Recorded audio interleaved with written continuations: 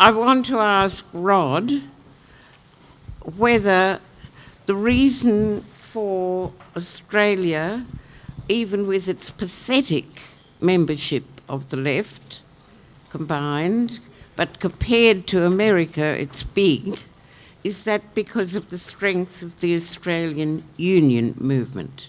Oh, that's actually an interesting question. I was looking at it from a different perspective. Well, certainly we had a 55% in the 50-60. We had 55% or even more at some point of union density. Of course, it's a lot lower now. I think it was also because the left didn't get destroyed in the same way that it was pulled apart in the US. I mean, the McCarthyist witch hunt was unbelievable. So I mentioned Charlie Chaplin had to leave the country, but he was only one of many. Oh, the left got smashed a number of times. I mean, I alluded to the 1912 to 1920 period when the IWW was smashed there, but it was also smashed to a large degree in Australia. I mean, so look, I think a bit of 50-50. The left wasn't as pulled apart, it wasn't as disintegrated as it was in the US, but also very strong union movement. You know, I'm currently on the executive of the Hunter Workers Council. We have 70,000. We represent 70,000 workers, 26 unions, and it's pretty strong up there. Yeah. Good evening, everybody, and I'm glad that we have people that are thinking progressive. It will be more a statement rather than question, but I'm really keen to do something really productive rather than just talking. And what I realize is that actually... You need to speak into the microphone. Sorry. What I'm after is actually, my idea is actually, we are talking too much, and we are talking about others doing bad things, so practically creating system which is unstable. And it's this is more about it's not easy to say all these things in a short time. It's about we understand that it's in business common terms saying the system is as strong as the weakest part. By having a position and having competition in this world, actually we're creating constantly weak parts, and it's not logical. It's not nice to be ethical or fair. It's logical to be fair, because the more we compete, the more we make the system unstable. So we need to all first understand, like a philosophy of life, that actually if you don't support each other, we're going to make the system more unstable, and you're going to make our life unnecessarily harder than it needs to be. So it's all about coming together, being inclusive, working together, and understand each other, and being productive. So make sure that actually we have constant communication rather than just presenting ideas. Feedback. Okay. No. All right. As there's no question, the speakers aren't going to say anything. Okay. Yeah, Brian Concannon. We just had the ICAC findings today. 3 Labor politicians got nabbed, but the slick Arthur Sinodinos escaped any convictions. He kept saying, I don't recall, such, legal talk. He knows the jive. How the hell? That's the first question. The second one, the ICAC, Barry O'Farrell, he got stitched up for the bottle of Grange. He didn't want to privatise electricity. Do you think he was stitched up so they'd put Mike Baird in and he would privatise electricity and stuff up New South Wales at the same time? Look, I think Barry O'Farrell did want to sell the electricity, but anyway, over to Lee. Yeah, I agree with Rod. Look, if there was any hesitation, and I can't see any hesitation from O'Farrell, he would have done the job.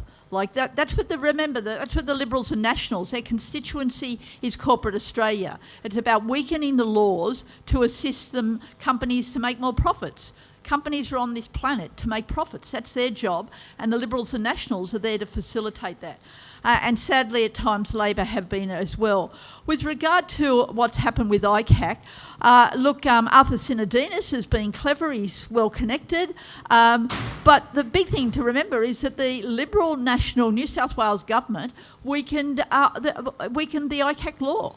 So it's now actually harder to achieve the outcomes that we've seen in past years. Remember, I think it was 10 or 11 Liberal MPs fell on their sword, either caught up with ICAC or went before they were caught up in ICAC adverse findings. So ICAC has done a good job in this state, but we still haven't got one federally. That's where we really need to go. But thanks for the question, because keeping the focus on those people is essential. The popularity of Bernie Sanders and Jeremy Corbyn's call for left-wing policies on income redistribution and for a democratic socialist alternative to capitalism shows that such a platform has the potential to win mass support. And I'd argue that Bernie Sanders, Our Revolution, is bigger than Bernie Sanders for all his flaws as an individual. Now, the general consensus now is that had Bernie Sanders been the Democratic Party's nominee, he could have won the presidency. This is backed up by a recent study by Harvard University, which shows that over 51% of Americans between the ages of 18 or 20 to 29 no longer support capitalism. And a YouGov poll shows that 55% of Americans, 64% of British, and 77% in Germany are sceptical of capitalism, and 3/4 of people in major capitalist economies believe that big business is basically corrupt. Across the world, there is a revival of anti-capitalist, democratic socialist sentiment. The ALP has sniffed the breeze and appears to be moving to the left. Discussions about income inequality, etc. In the light of this, do you think the Australian Greens need to highlight and sharpen their progressive anti-establishment message? Why aren't we hearing more from the Greens about their policies like homes for all, inequality, and the need for a guaranteed minimum income? And given this resurgence of radical politics, particularly amongst the youth, and the inevitable polarisation, do you think it wise, politically intelligent and astute for the leaders of the Greens, like Richard Di Natale, to reject policies designed to fight capitalism as ridiculous, and to call for those who support such policies to leave the Greens and find another party, and for Bob Brown to attack what he calls the anarchic leftism of the New South Wales branch of the Greens, along with his declaration that no member of the Greens who reject law and order should remain a member of the Greens, a statement I find quite ironic given his involvement in the fight against the Franklin River Dam.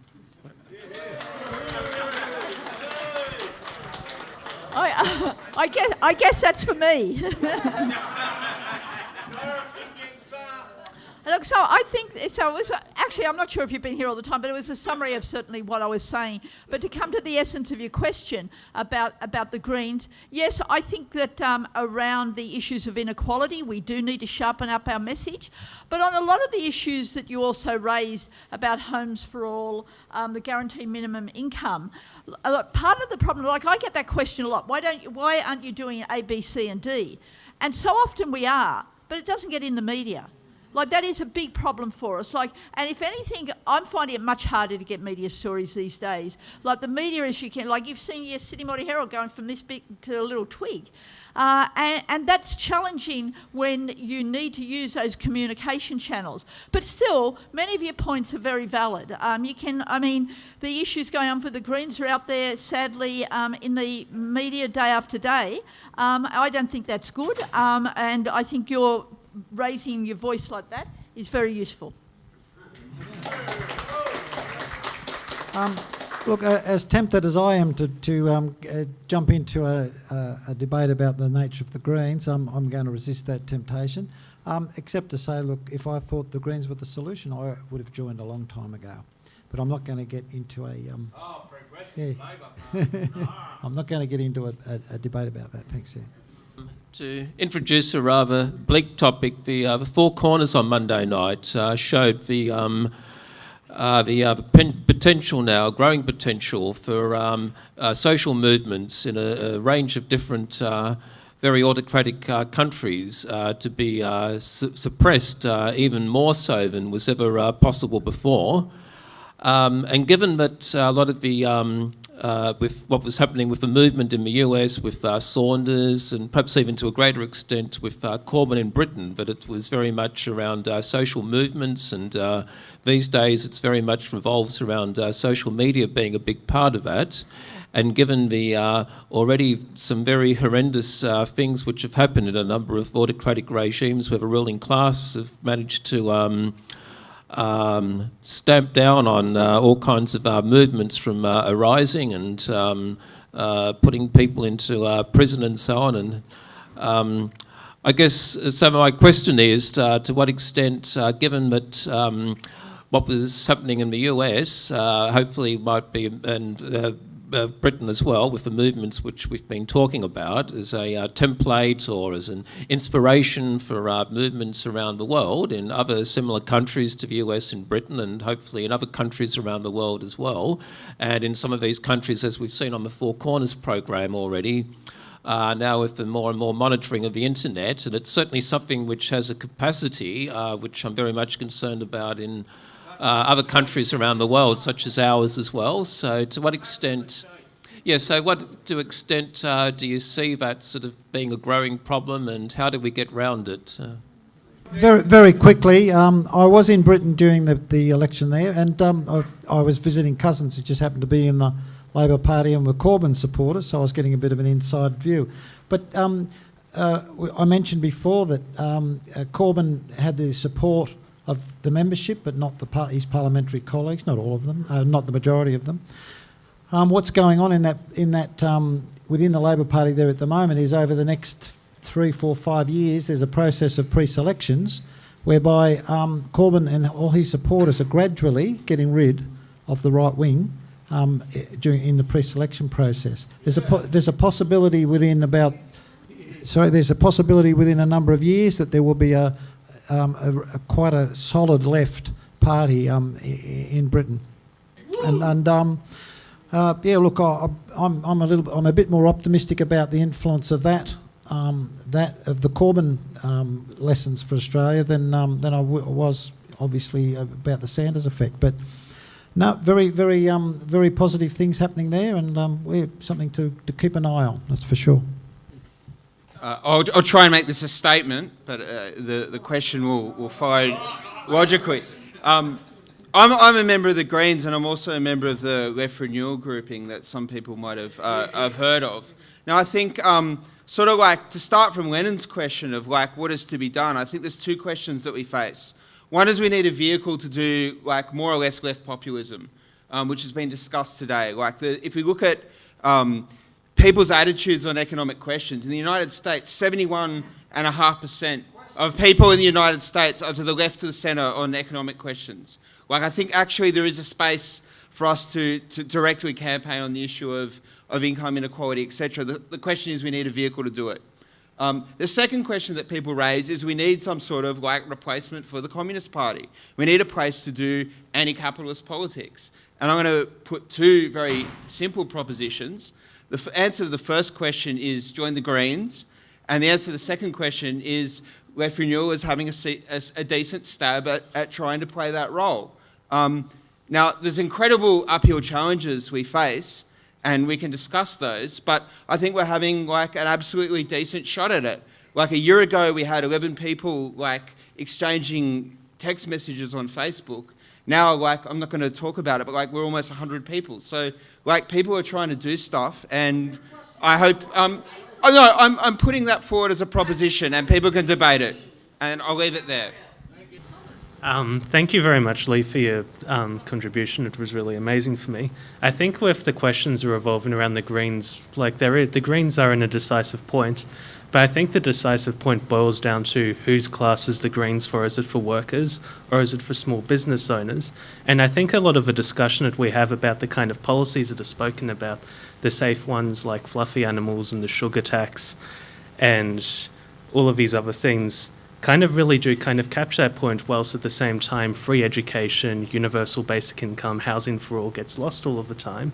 So I think the real question is, how do we make the Greens the political party for low-income workers instead of business owners? Thanks for the question, Christian. Look, I acknowledge that there's those contradictions within the party. I wouldn't say that we're the party for business owners, but it's certainly sharpening up the policy. So I meant to say it in answer to your question before, and picking up with Christians. We do actually have really strong policies on it. It's what gets amplified and what gets heard. And so I think the answer to your question is, and I mean, you've seen some of the issues that's going on in the Greens at the moment. We need more progressive members of the Greens. Progressive members who are putting their hands up for working with unions to get rid of the ABCC. A voice for free universal health and education, for homes for all, so it's not a commodity. That's where we need the voices there. And we also then need MPs elected who will stand up for that. Thank you. My question is in relation to why I don't join political parties. It's because I see the same hierarchy in political parties that I see in corporations, the same echo chambers I see in political parties, I hear in the corporate media. And so, my first question is, what are you going to do about it? My second question is, we're talking about the past and the present, and I'm talking about the future. I want to ask a question about the future. If Australia experiences a downturn in its economy, similar to what has happened to Portugal, in Italy, Greece, and Spain in Europe, and the US subprime crisis, what are you going to do about it? Are you going to just simply accept whatever technocratic solutions there are to bail out the banks in order to save the community? Will you do a Syriza and say it's too hard and we have to accept whatever the solutions is to save capitalism or the market? What are you going to do about it? Thank you. Thanks very much. I think the left is very experienced in battles and in fighting, mass mobilisations. There's a huge cadre of left people out there, some in political parties, some not, who are very experienced. And in those circumstances that you described, I would imagine that would be the priority. Mass mobilisations and strikes where possible, though these days that's very hard because of various reasons. But mass mobilisations in the street. The left's very experienced. As far as people not joining political parties, it's something I think you've already mentioned it, I'm very aware of as well. Younger people don't have the same experiences of meeting and discussing stuff across tables. I don't have to tell everybody here about how young people talk to each other these days. It's a totally different experience, and it's got a worrying side to it, as far as I'm concerned. But and we've got to address that. How do we get to those young people who talk to each other remotely more than face to face? Thanks. Yeah, like on the issue about political parties, while their numbers are either stagnating or going backwards, there still is political actions. Like when people are inspired, they're coming out. So I think we've got to be really careful to saying, young people aren't politically active. Like each generation does it in its own way. So I certainly would like them. I think there's an advantage in being in political parties, but I can also see why they annoy people no end.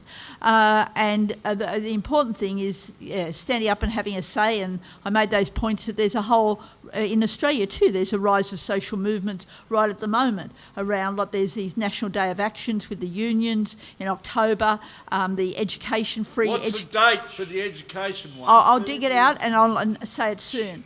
But with regard to the first part of your question about what are we going to do if there's a subprime crisis here, like the Greens have been opposed to austerity measures all the way through. Like there is no question about that as well. And the solution there isn't going to be found in Parliament. The solution is, as Rod said, is really getting behind unions. Hopefully that there will be those strike actions, like what's going on down in Martin Place with this huge tent city. That's where we need to be backing them, so they're not. Let's go tonight. They're not. It's not broken up. So there's many ways that you can fight back. back, because the solution in that case is on the streets, not in Parliament. Jefferson Lee, initiator of Stop Sydney Transport Users Opposing Privatisation. Stop Sydney Transport Users Opposing Privatisation. Not to be confused with the Northern Beaches Stop, which doesn't want the privatisation of buses up there and the expressway that they're going to spend billions of dollars on with the underwater tunnel from WestConnex over to the north side. I just had to put that in because I got an email from Action for Public Transport saying there's already one stop, and I'm saying now there's 2 stops and many stops. And you're all in stop from now on because I gave out the flyers tonight, including one to Lee. My question to the Honourable Embassy spokesperson for the Australian Liberation Front from Bolivia circa 1974, Rod Noble and Adrian Shackley, on leave from the Australian Union of Students National Council meeting where they sent a telex, is what do you think of the current president of Bolivia's decision to remove their country from the World Bank, and how does it fit in with tonight's discussion? And my question to Rhiannon about the watermelon greens is just simply getting more people involved to shore up your numbers the only thing we have to do, or do we have to keep the mass movement going so the Greens at the local council level can reclaim their glory in the inner west after the Labor Party bureaucrats have gone round and sewn up the home brewery, the sports lobby, the publicans, etc.? Thank you for reminding me about what happened in 1974. I haven't forgotten my stint in a South American prison yet. But look, I think the Bolivian president's right on, good. But don't forget that's what Gaddafi was doing as well. He was pulling out of all those Western World Bank situations and setting up an African bank. He was funding it to the tune of 200 billion. He had ready to go, and of course, guess who got their hands on that 200 billion and the oil as well. The other question was to Lee. I feel you were doing a bit of verbaling there. I've been speaking about social movements all night, and encouraging people to join the Greens is just part of the puzzle. I mean, I've given emphasis to social movements all night. I stand by that, and that's what's critical. It's not about winning numbers. It's not about winning votes for the Greens. It's about standing together. Okay, thanks to the panel. Jim McElroy is my name. I just want to mention that there are many different parts of the left at the moment, and my particular part is Socialist Alliance, which is putting forward another viewpoint in the puzzle at the moment. But the solution in Australia, to me, in the long run, is going to be a complete reinvention of the left, and it's going to be basically the bringing together of a whole lot of forces, of which there are many different forces at the moment. We're going to have to bring them all together if we're going to get the amount of power and force that we need to do that. Now, who knows what's going to happen in the Labor Party? But I did want to bring it back to Sanders and Corbyn, because the most remarkable thing that I found about both the Sanders and Corbyn phenomenon, here's these two old codgers, pretty much like me, they've been battling away. There's pictures of them all over the internet of them being arrested in 1970, whatever, around Vietnam rallies and so on and so on. They've just been going through the struggle for all that time. Suddenly, they're leading and speaking to 20,000 18-year-olds. You know, it was absolutely incredible when you saw those pictures of Sanders in the United States during the, pre-selection primaries, speaking to those mass rallies of young people. It wasn't that they were, like Fidel Castro, massive, orators or anything. The ideas that they'd been struggling for decades suddenly rang a bell and seemed relevant to so many young people. This is the phenomenon of our time that we have got to somehow get organised, because those pictures, and then again of Corbyn, look, the British Labour Party now has 800,000 members. 800,000 members. It's the largest party in the Western world. Okay, forget it. I'll ask the question in a moment. The point about it is how, what are the lessons we can learn from, both the Sanders and Corbyn phenomenon, that somehow we had an electrifying situation where a political phenomenon developed of a unity between an old struggle, a consistent struggle by old codgers, and not necessarily old codgers, but male or female, doesn't matter, and a new youth movement who are reacting against austerity and trying to find a way. They're trying to find a way forward. I think we've got to find a formula where we're going to unite those two forces, and that's the question I have to the panel. Thank you. Very, very, very quickly, I mentioned I was in the UK during the election. The absolutely disgusting, the daily papers there, the Daily Mail and all those sort of crap papers, you wouldn't believe, every day leading up to that election, they had Corbyn depicted as a terrorist, a traitor, a front page, huge, like traitor, terrorist. It was unbelievable. Yet he increased their numbers by 31 seats. And what that says, and you look at the figures of those people that voted for him, very young people, a lot of young people. And what that says is young people, and maybe a lot of people, are just not reading that crap anymore. It was every day. It was relentless, absolutely relentless. Yet he just increased and got 31 extra. Now that's a really positive message. Fake news from Judea Inc. There is many lessons to be learned from the Sanders-Corbyn affair. I think one of the challenges that we have here, and there's many of them, is also that we don't have critical mass. We just don't have the same numbers. But that doesn't mean that we don't keep endeavouring to work together, really getting behind so many of these campaigns that are rising up at the moment. Because I think when you look, and we've had a lengthy history of many differences on the left, but it's working together on objective campaigns is a way to be able to work through that. I think with regard to one of the particular lessons that seems to have come out of the Sanders campaigns, but particularly out of Corbyn, is it was a wonderful example of the mass movements, the older generations, younger generations, using social media and using those tools of so many digital platforms in a really fine organising way. Because I understand how a lot of people can get a bit frustrated with some of the there's the terms about clickbait and click activism, etc. But here it was used as a tool with great results.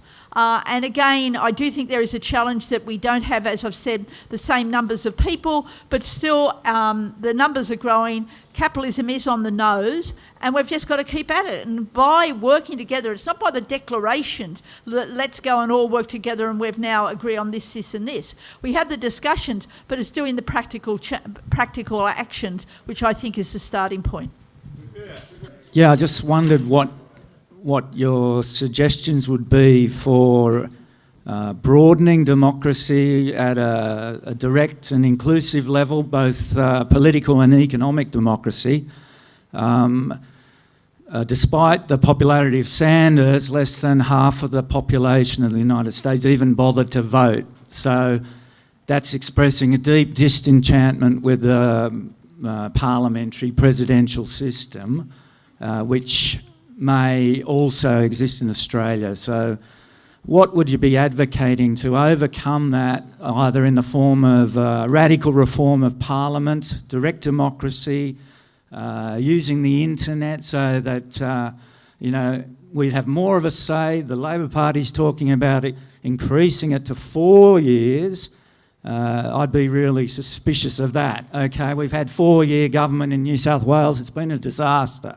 So what can we do to make it truly democratic at a political and economic level in direct democracy? Thanks for the question. Look, the Parliament of Australia, it doesn't matter whether it's 1 year, 4 years, 10 years terms, the people that we elect now have a lot less power than they had in the past because of the corporate power, as actually the decisions made in corporation boardrooms starting to outweigh decisions made by sovereign nations. I mean, that's an unfortunate fact. So when you talk about democracy, the people we're actually electing having less and less ability to implement decisions, and all these trade agreements are just strengthening that problem.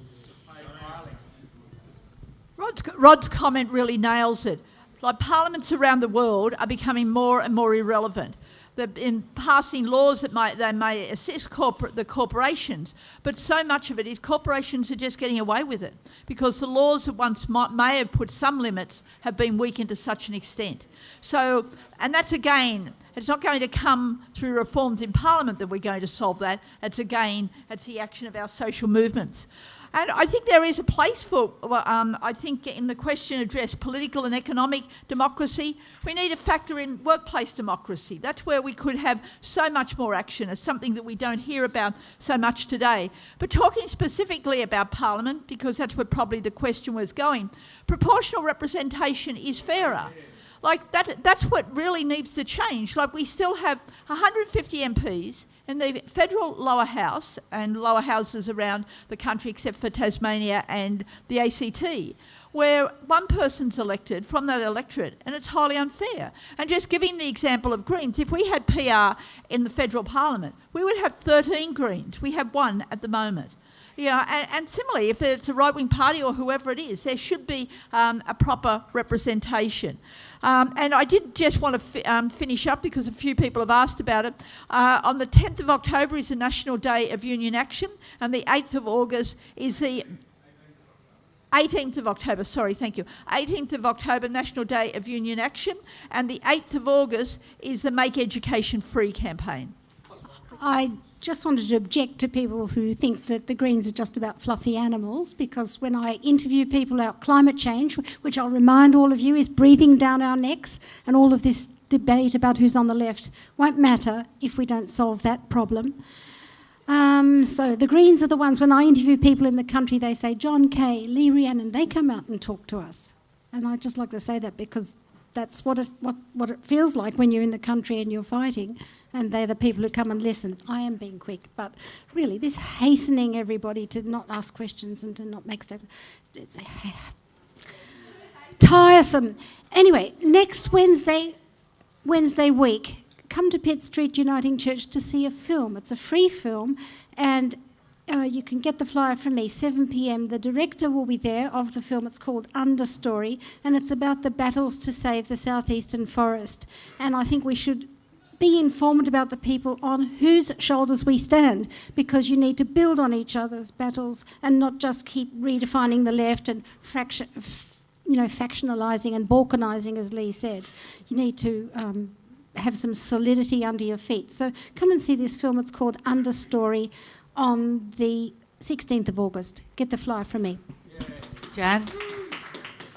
I just want to ask if anybody's got the petition that was going around on a clipboard that was against the privatisation of the buses.